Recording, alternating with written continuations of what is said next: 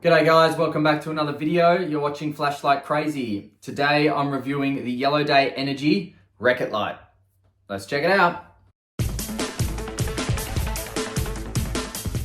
All right, so here we have it. We've got the Wreck-It, Yellowday Wreck-It. Now, before I show you too much of the light, it will come in this gorgeous little pouch, Yellowday Energy.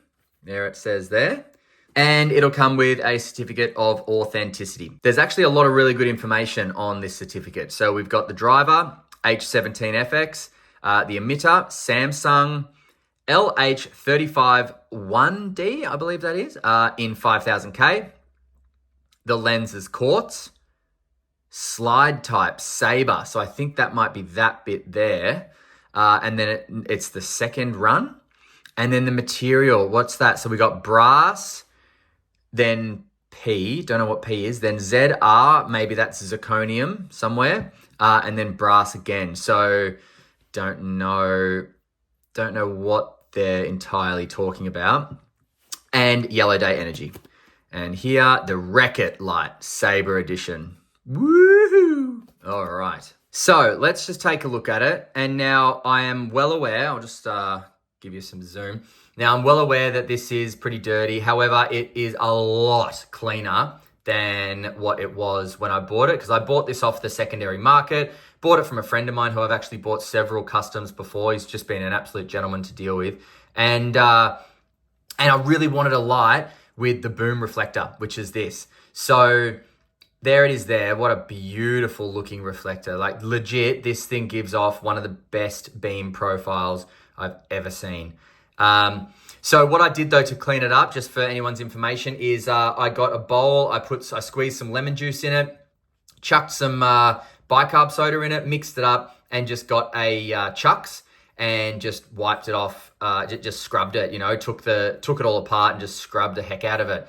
Now, I could have got all this stuff off as well, I have no doubt, but I just kind of wanted to clean it up a bit so it's, video presentable. It definitely can be cleaned up more if I put the time and effort into it. Now, this in this configuration, it takes an 18650 battery. So I'll just show you how it looks. So you undo this, and the threads, by the way, are like butter because brass is beautiful.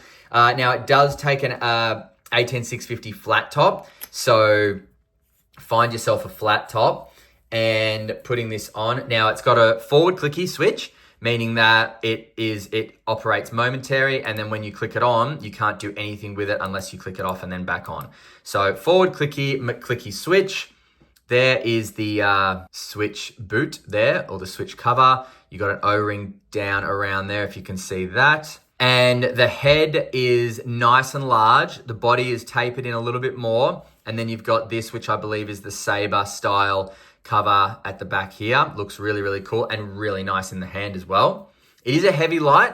I might just weigh it now for you because it is quite heavy. In the pocket, it might be a little bit too heavy, yeah, but sitting on the stand and then using it, really well worth it. So, wow, it's more than 300 grams with the battery as well. So that is something to think about. You've got a screwed in pocket clip right there. And that is a really nice pocket clip. And if I wasn't going to move this on, I would probably keep this for the pocket clip and take the pocket clip off and use it on other lights, because that is an awesome, awesome pocket clip. Check that out. Absolutely sick. Now you've got here, bigger is better, and around that side as well, bigger is better. I do have a bit of a gash here. That was thanks to customs opening up this package to check that it is in fact what it is. And obviously they've opened it up with a sharp knife, and look at that. They've just gashed it completely. So nothing you can do. This is the world we live in, and customs have the authority to do what they want. But God, you'd just be absolutely spewing if you bought this brand new and it came here. So I feel for my mate who received this like that. What a devastating blow that would have been. Now, one thing that's friggin' awesome about this light is that if you don't want to use it in the 18650 configuration, you don't have to. You can actually, you can actually unscrew this middle section here and put a 18350 battery in. And actually, I think you might need a flat top. Hang on one sec.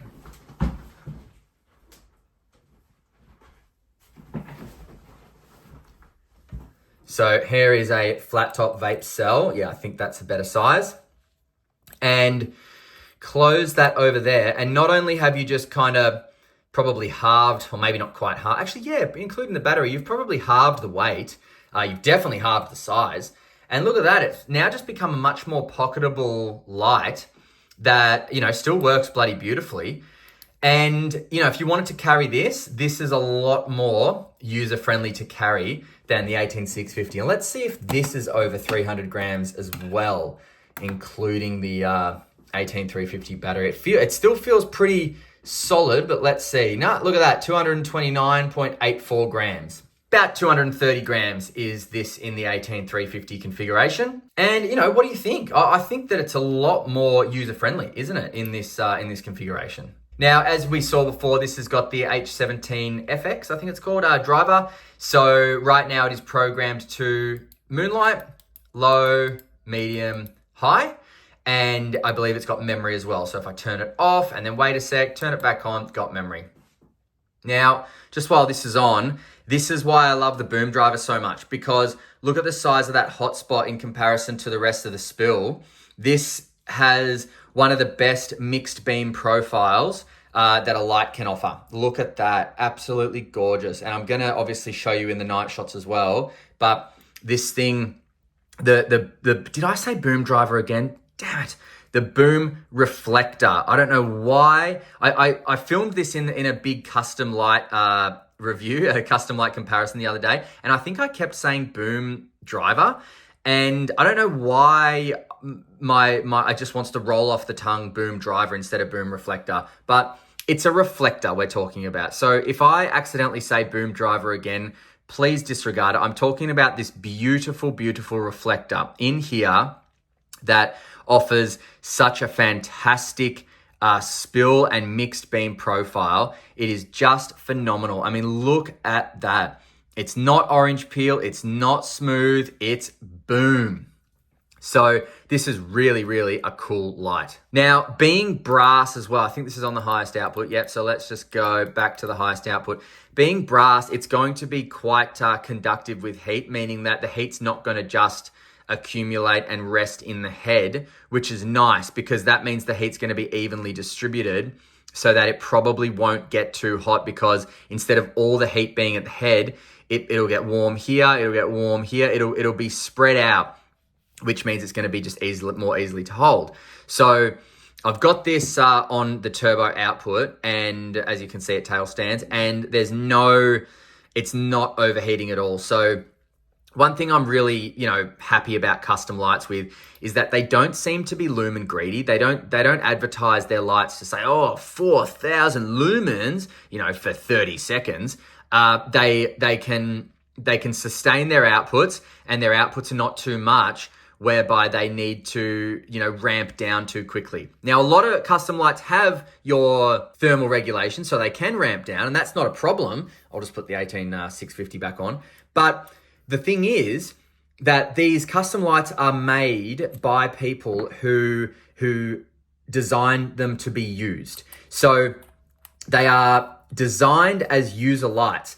Now, a user light is pointless if it gets too hot in the first 30 seconds of use and it ramps down, And custom builders know this. Custom builders don't seem to advertise their lights at unrealistic lumen outputs that you get for 10 seconds before it ramps down to less than half of the advertised output. Custom builders, for the most part, will advertise their light strictly into what they are designed to be used for, and often a lot of them don't even talk about lumen outputs. They simply just say, yep, use this light because it's got low, medium, and high, and it's just a fantastic light with a great beam profile. And that's enough from what you need to hear, in my opinion, when it comes to customs, because as I've said, they are designed to be used. Now, with the 18650 body, this comes in at 12 centimeters. Beautiful. The head width or face width is 27.79 millimeters. Body width, 25.09. Tail, 25.21. So even that subtle difference between the body and the tail is enough for added comfort. But I tell you what really adds the comfort, this kind of cage bit here that goes around the top area here. That is that is nice for comfort, and obviously it looks bloody phenomenal. All right, so we'll just give you another shot of the beam laying down like this so you can see the spread. So out here, that's how wide it's gonna be, and obviously it's going to continue. But look at that, the majority of the light is not just a thin beam, is it? Because see here, it starts off thin here, and then look at that, it opens up to here, all the way down. That is why the boom driver is so cool, guys, because you're gonna get so much light in the center. It's not just hotspot and spill. There is so much different levels of light going on in the middle and then spreading out to the spill, that this light, as you'll see shortly in the night shots, is such a useful light to have. The boom reflector is so useful, guys. Honestly, I want more boom reflectors. And if people can give me suggestions on what other lights have boom reflectors, please throw them in the comments, because I'd like to review some more boom reflector lights. They're just awesome. All right, let's cut to night shots, and then we'll come back to some final thoughts. And I don't know about prices because I don't know where to find these, but let's just cut to some final thoughts after night shots. See you in a sec. All right, let's just get it on the lowest output. So there it is. Here's the Wreck-It. That's on the old foot. And then off and on. Okay, so that is a great example of this boom reflector. Look at that. It's not just a mixed beam, because mixed beams are, fairly good, but this is something else. This is like, there is so much light dedicated to the spill. This is just beautiful. And then when I look at out here, let's just get it on the high output. Let's stop stuffing around. So look at that. I'm shining it at that tree over there, but this tree here has got so much light on it still. It's not a hotspot and spill light. This is like just an enormous amount of light. This is so cool. Boom reflector. Give me some of that. I want more. Where you at? Give me some boom reflector business. I'm about it. Insane. It's not going to throw a million miles. It's not putting out 40,000 lumens. This is plenty. This is absolutely plenty. And the spread that you're getting is so... Okay, bug in my mouth. What the the spread that you're getting is so useful. This is a useful light. What the heck, man? Bloody bugs everywhere I'm attracting. But yeah, the old boom reflectorino. Get around it, guys. It's a good reflector. I want more. All right, see ya. What am I telling you about this boom reflector, man? It is friggin' insane. If we just have another look there, that is a great shot as well to show you that the mixed beam profile that you're getting with this is just glorious. Normally with a hotspot and spill light, you're gonna have the amount of light really drop off in the spill. Now it's enough to see, but if you just see here, look at the spill cutoff. Look at the difference between where there's no light and then where the light starts. That's a lot of light still. So that's what I mean about this fantastic mixed beam profile. You point this light in any general direction and it's just going to give you exactly what you need, which is perfect illumination. I'm so taken by this boom reflector. So look, please in the comments, hit me with other lights that have boom reflectors for any of you that know them. And if they're accessible and they're affordable, I might try to get some more on the channel because I friggin' love these boom reflectors. Now, at the time of making this video, I haven't done much research into if you can still buy these brand new or if you have to go off the secondary market. I don't know. So what I will do is I'll do a bit of research and see if there are any available or if there's a website or whatever, and I will link that into the description. All right, I think that's it for me today. Thanks very much for watching. Till next time, stay cool and stay safe. See ya.